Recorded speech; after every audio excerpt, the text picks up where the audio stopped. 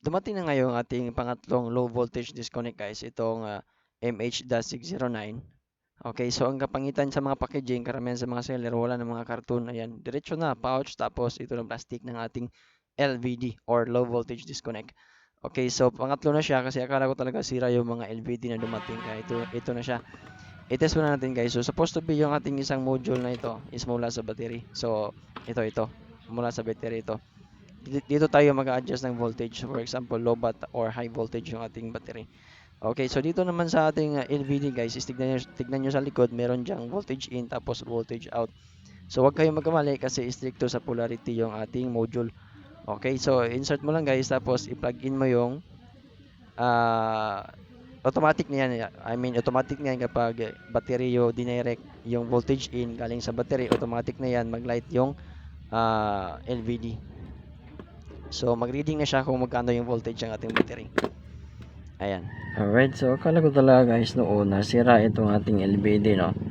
Kasi kikita mo naman is wala siyang output. So dito na side na to is voltage in. Ayan, voltage in to na side, tapos ito voltage out. Kaya naman meron tayong 12 volts sa LED strip dito. Ating i-try. So ito itong ating output side. Ito sa voltage out. May level naman dito sa likod niya guys. Ayan. Out tapos in, positive negative. Ayan. So basahin nyo lang. Kaya dapat ay hindi kayo magkabaliktaran kasi sasabog itong mga kapasitor natin. Okay, so ngayon guys is ating setting itong ating LVD para magkaroon siya ng output. Hindi nyo akalain na sira. So mga LVD guys, kahit design model, tawag doon. Yan, meron namang model sa likod. XHM X609 is iba-iba yung paraan ng pag-setting nila. So sa ganito model guys, i-try nyo lang kung ano yung setting na gagana sa isang LVD. So sa setting nitong LVD na akin guys is siya, click once, then double click, ayan. So magbi-blink yung tuldok na yan. So i-set mo lang kung anong voltage ang ma-disconnect na yung load. Ayan. So example sa akin is 12.0. Ganyan.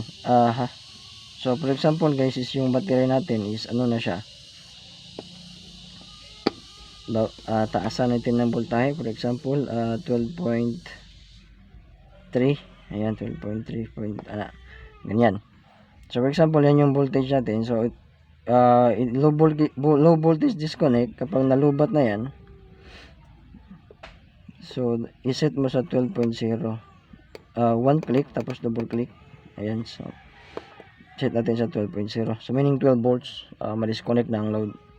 Okay, kasi karaniwan kasi sa mga battery yung 12 volts is nasa mga lang yon, 40%. Ganyan, 40 or 50%. Okay, so next is set mo kung ano ang voltahe ng battery mo, magko-connect ulit ang load. So dito ka sa kabilang button mag-press. So i-press mo once, press once, then double click. Ayan, so lumabas na yung clearance. Kaya bali i-add mo lang to sa 12. So maging 12.4, 12.5, ganyan. Karaniwan 12.5 makunik.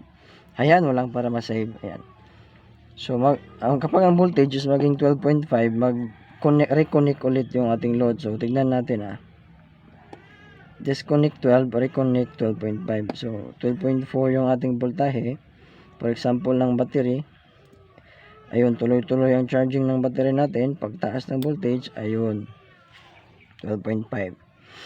Okay, so nag-ilaw na yung ating LED strip. Ayan. So pag babali ng kuryente, kasi nga mahina yung ating charging, tapos mabigat yung ating load, ayun, bumaba ang kuryente ng battery. Pagdating niya ng 12.0, pak,